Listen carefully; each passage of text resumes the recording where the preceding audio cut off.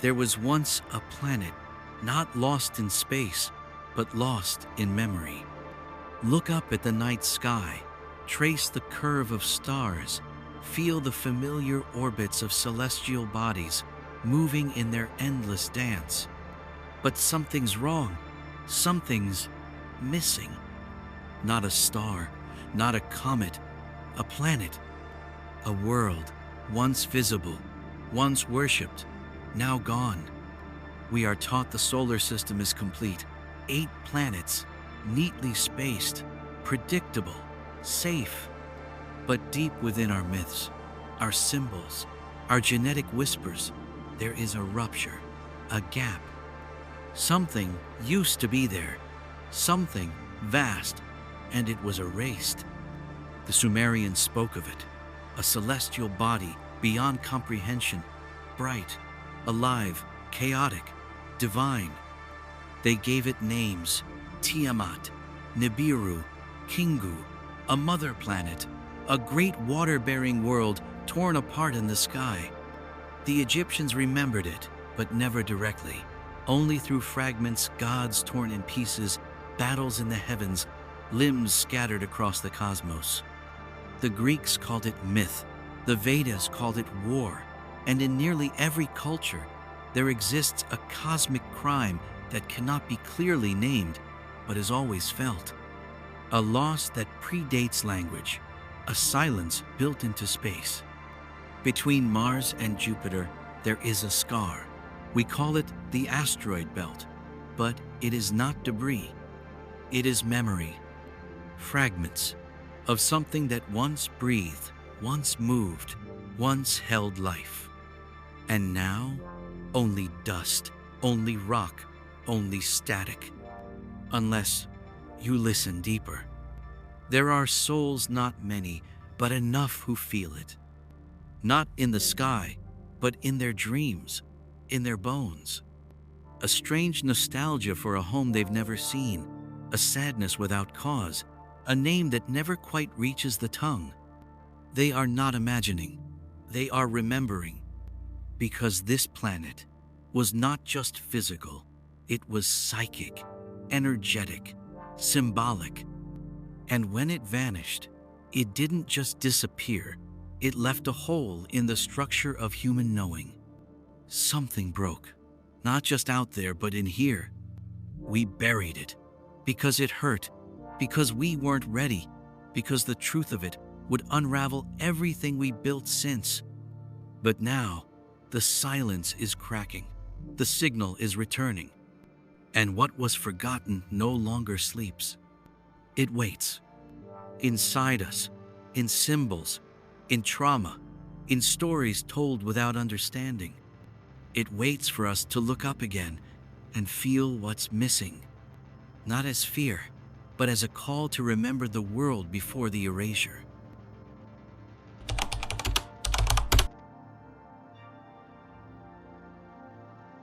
Before we were told what the heavens look like, we saw something else.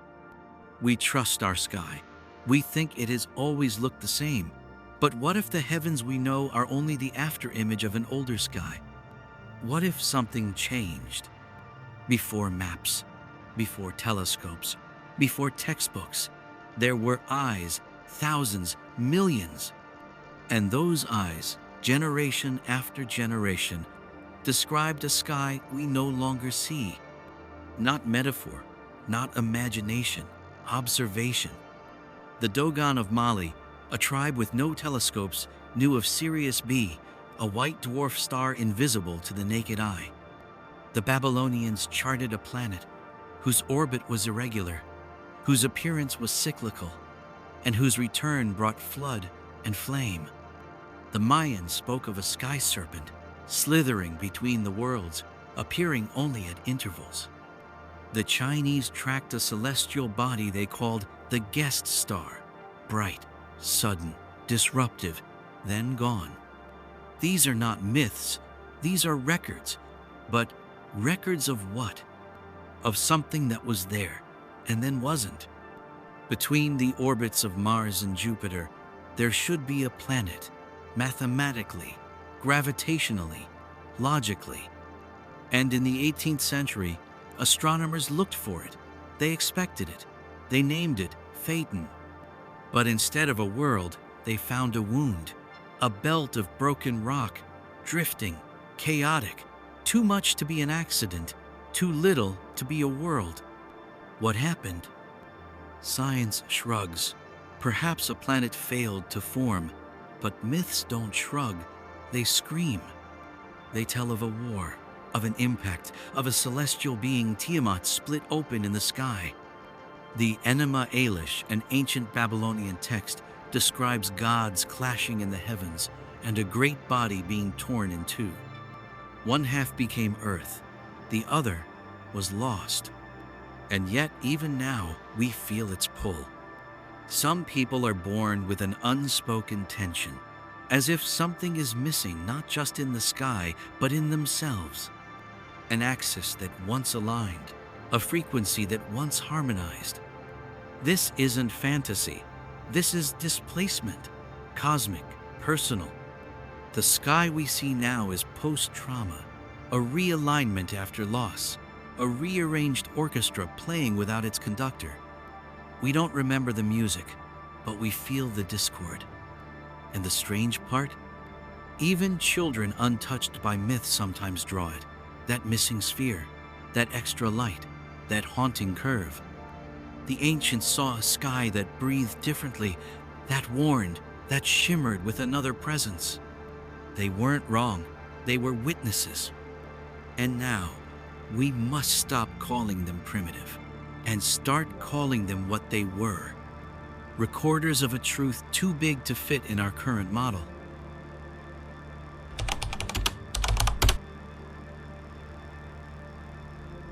Not an absence, a scar, not a belt, a grave. There's a space in the sky where something should be, not a star, not a void, a world. Between Mars and Jupiter spins a chaotic swirl of rock, dust, ice, and silence. We call it the asteroid belt, but that name is too clean. Because this is not random debris. It is too dense to be empty, too shattered to be nothing. This belt is not a failed planet, it is a broken one. In 1801, when astronomers first discovered Ceres, a tiny sphere floating in that zone, they thought they'd found a new planet. But then they found another, and another, and more. Each small, each fractured, each wrong. They weren't discovering a world, they were discovering its remains. A graveyard scattered across a gap that once held something whole. Science calls this hypothetical planet Phaeton. Others call it Tiamat, Maldek, Lucifer, Marduk's victim. Different names, same wound. In every case, a celestial being destroyed in the distant past, its body disintegrated, its memory buried in orbit. But what kind of event can obliterate a planet? Not collision, not natural decay, something deliberate. Many ancient myths describe a war in the sky. A war that was not metaphor but memory. Weapons beyond comprehension, forces unbalanced, and in the aftermath, a world was erased. And yet, something still lingers. Gravitational anomalies, unusual mineral compositions, irrational orbits, and silence. Too much silence. In some esoteric teachings, it's said that the asteroid belt sings not with music, but with interference, a broken resonance that disturbs deeper perception. Some say the belt acts as a veil, blocking higher consciousness. Others that it's a cauterized wound meant to prevent what happened from repeating. But perhaps the most haunting thought is this: what if the fragments are still alive? Not biologically, but energetically, still carrying the vibration of what they once were. And perhaps they're not just waiting to be studied. Perhaps they're waiting to be remembered. Because this belt, this ring of ruin, is more than dust. It is a message, a warning, a tombstone of a forgotten sky, and we live in the shadow of what was lost. Every orbit we complete is a circle around a silence we dare not name.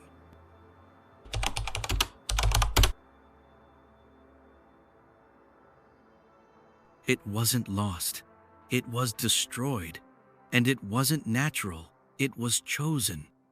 What kind of force destroys a planet? Not breaks, not wears down over time, but shatters it, burns it from the inside, and scatters its body across the void like ash in wind. This is not an asteroid impact, not cosmic erosion, not random decay. This was war, and not the kind we know. Not armies, not machines. A war of fields, of conscious technology, of forces so advanced they've since been reduced to myths. But the myths remember.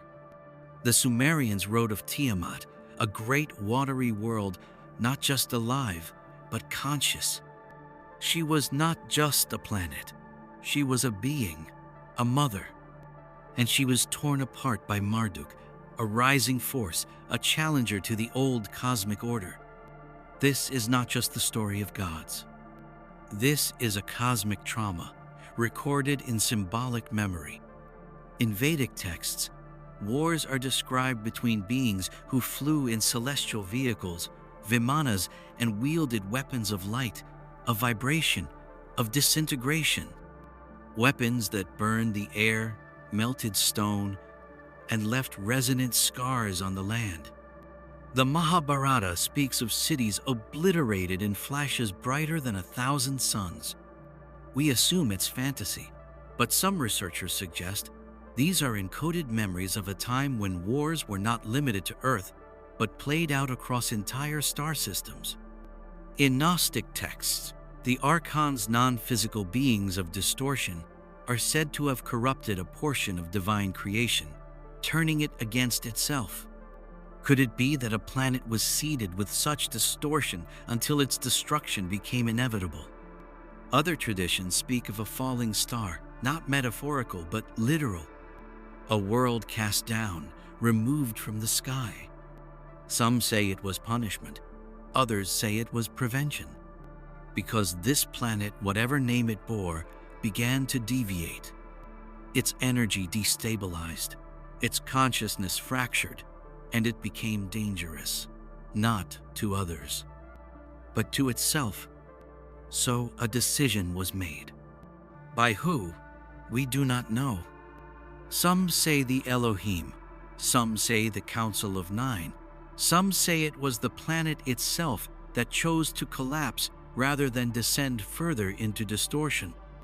Whatever the cause, it happened, and it ripped a hole in cosmic order that has never fully healed. The asteroid belt is not just physical wreckage, it's energetic shrapnel. And many believe that those who live on Earth today, the dreamers, the seekers, the strange ones, carry within their soul the memory of that fall. A kind of inherited grief, a trauma that has no name, a longing that never resolves. Because some of us were there. Maybe not in body, but in consciousness, in connection. And when that world broke, something in us broke too. Something scattered. Something went quiet. And ever since, we've been trying to put it back together in story, in song, in science. In this very moment, we think of war as human, but war is older. It existed before us. And what shattered that planet was not metal or fire, it was choice. A choice to unmake, to fracture, to erase. And yet, not everything was lost. Some escaped. Some remembered. And some carried something with them. A fragment, a spark, a secret. And they brought it here, to Earth.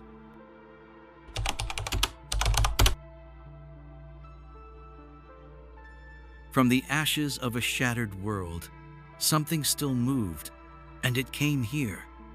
Not all were lost. When a world dies, not everything dies with it. Some echoes escape, some spirits remember, some forces find new homes.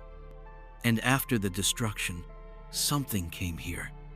Not as invaders, not even as visitors, but as survivors. The planet we've forgotten may be gone in matter, but not in memory, not in code, not in lineage.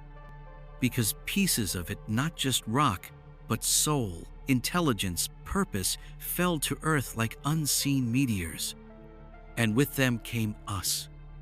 Many ancient traditions speak of those who descended, not fallen descended. The Anunnaki, the Watchers, the sons of the Law of One, the feathered serpents, the Elohim, the people of the serpent star. They arrived not in ships, but in symbols, in myth, in encoded wisdom, and perhaps in DNA. There is something in us that does not originate on this planet. Something older than the Earth's crust. Something that remembers a different sky.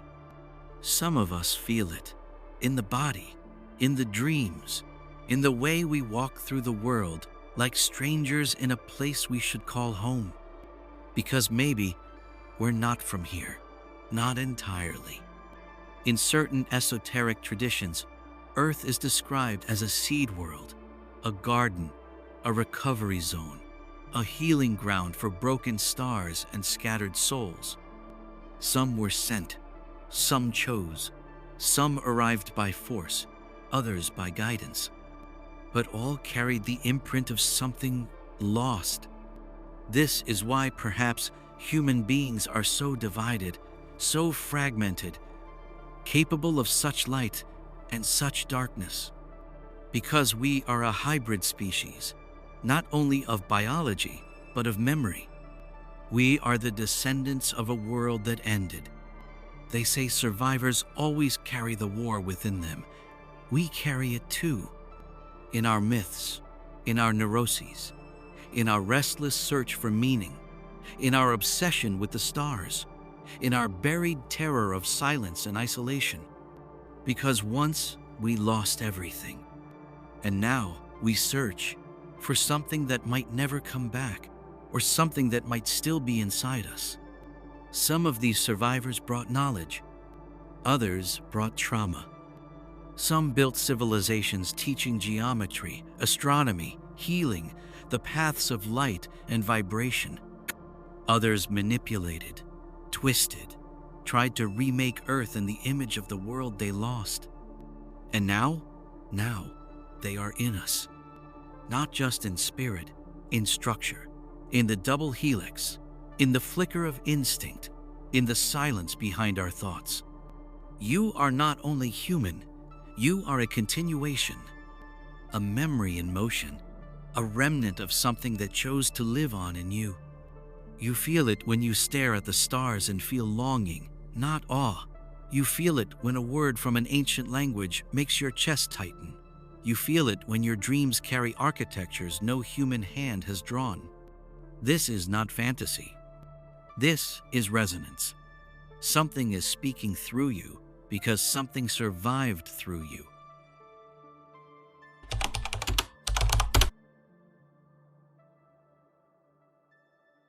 Some forces were never meant to be known again, yet they echo, waiting. What destroys a planet?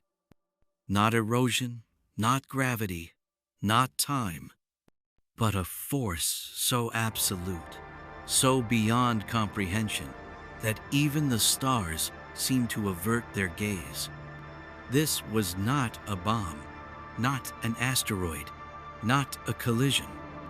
This was an intention, a choice, a will made manifest. The myths remember. They always do.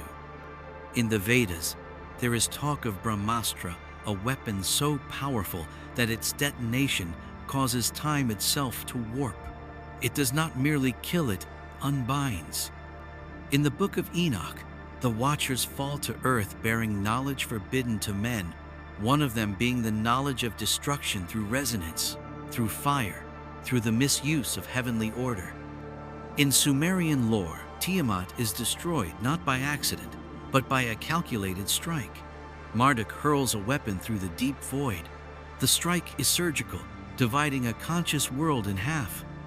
Half became earth, half a belt of ruin, a planet murdered by divine technology.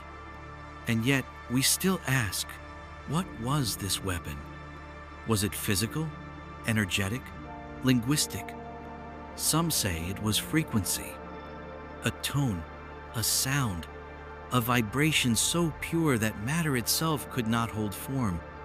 Others speak of the Black Sunday, a force that does not shine light but consumes it, a hidden source of inversion that turns creation inside out.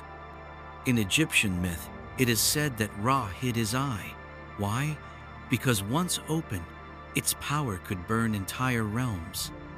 Could these be metaphors for the same ancient weapon seen through different cultural lenses? A weapon not made of metal but of intent, plus geometry, plus sound. A weapon that understands the code of existence and rewrites it. We live in a world where science now toys with frequencies, with particle colliders, with machines that speak to matter at subatomic levels. We think we are advancing, but perhaps we are remembering. Perhaps this knowledge is not new. Perhaps it is old and sealed away for a reason. Some traditions say this weapon was never meant to exist in this reality, that it belonged to another cycle, another universe, where creation and destruction were not yet divided. When it entered our domain, it fractured the balance. And the cost was an entire world. The chilling part? Some say the weapon was not destroyed. It was sealed, buried beneath stone, encoded into glyphs, hidden in dream language, woven into places even we would forget how to enter. But those who survived, they remembered. Not fully, not consciously, but in ritual, in myth, in nightmares. They told us without telling, because to speak it aloud is to bring it closer. And here we are again, playing with resonance, probing dimensions, splitting atoms, recreating what we should have buried forever. We don't know what we're building, but the echoes know. And perhaps so does the weapon.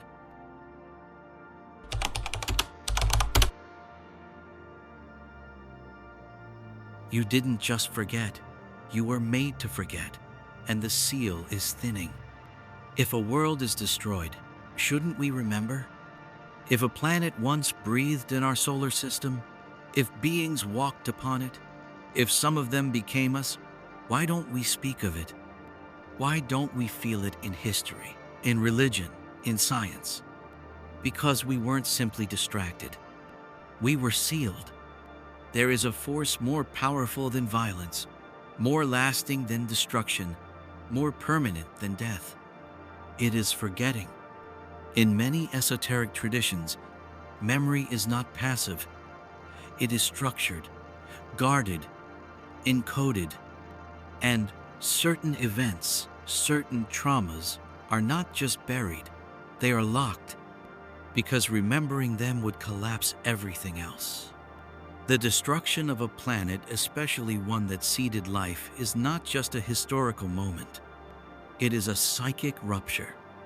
And to survive it, those who remained, the survivors, the fragments, the echoes, had to forget. Some say this forgetting was self-imposed, a kind of mercy, a soul choosing to forget pain so that it could begin again. Others say it was engineered, not malicious, not benevolent, just calculated. Imagine a code injected into the stream of consciousness, a veil, not placed over your eyes, but over your remembrance. You don't see it because it's not in front of you, it's underneath you, like a false floor you never question. This seal has a geometry, a frequency, a sound, Some say it is held in place by specific planetary alignments. Others say it is rooted in language itself. That our very words, our symbols, our alphabets were designed to keep certain concepts out. In the Hermetic traditions, it is said that true knowledge was hidden in symbols so layered that only those who remembered past lifetimes could begin to decode them. In Gnosticism, the archons are described as manipulators of perception, architects of the veil. Not demons, but forces of distortion. Forces that make you doubt what you already know. And maybe that's the real prison. Not forgetting, but being made to believe that you never knew. The ancient Maya spoke of cycles of amnesia, times when humans would forget their origins, forget the stars, forget the higher laws, until something, a vibration, a signal, a pattern, would start to break the seal. And then, slowly, the dream of forgetting would crack. Look around. Is it happening now?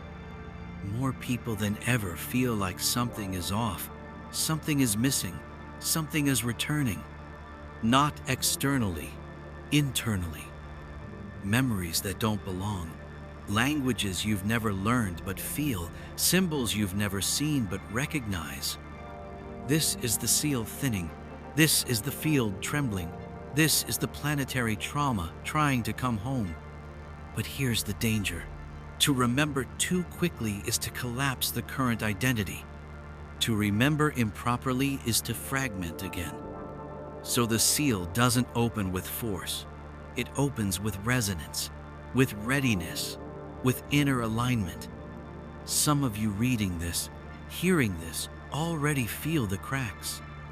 Not as fear, but as a strange relief. Because forgetting is heavy, and remembering is like breathing again after lifetimes underwater.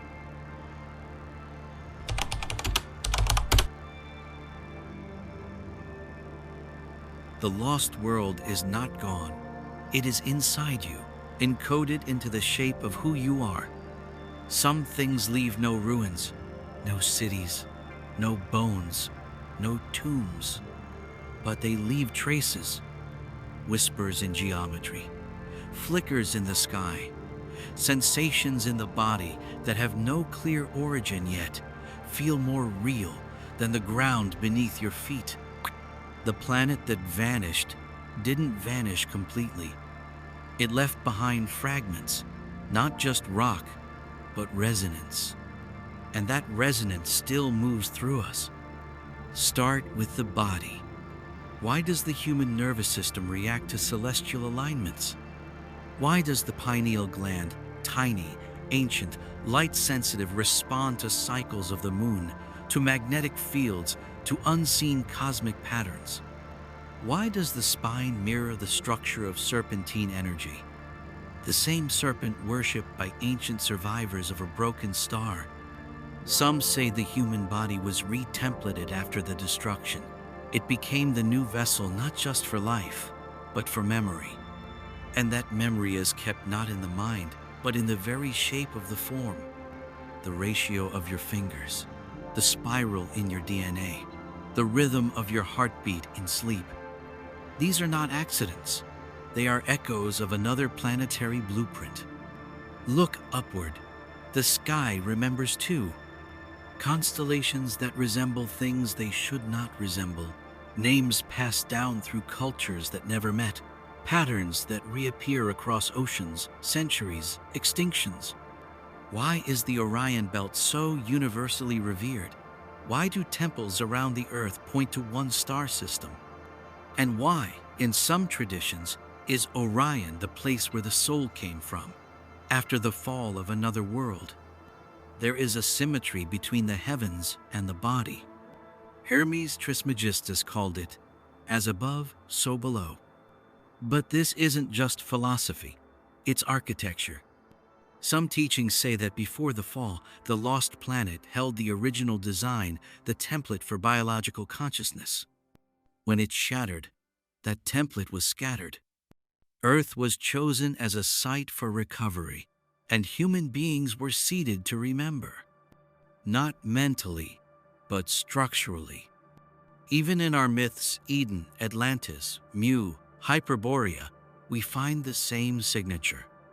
A golden world, destroyed, forgotten, longed for, and always inside us. Why do we dream of cities in the sky we've never seen? Why do children draw symbols they've never learned? Why does music sometimes evoke grief for something we never knew we lost? Because memory is not just thought, it is frequency. And the body is the instrument that still remembers the song. Even the earth itself carries the scar. Ley lines, energy grids buried beneath continents, ancient structures built to amplify or contain them, sites where gravity behaves strangely, where visions come, where sound bends. These are not just places, they are reminders. Reminders of a geometry that once governed another world and was brought here by those who survived it. We are not just standing on Earth, we are standing on top of a memory. And we carry pieces of it in our walk, in our wonder, in the way we look at the stars and feel a strange, aching love for something we cannot name.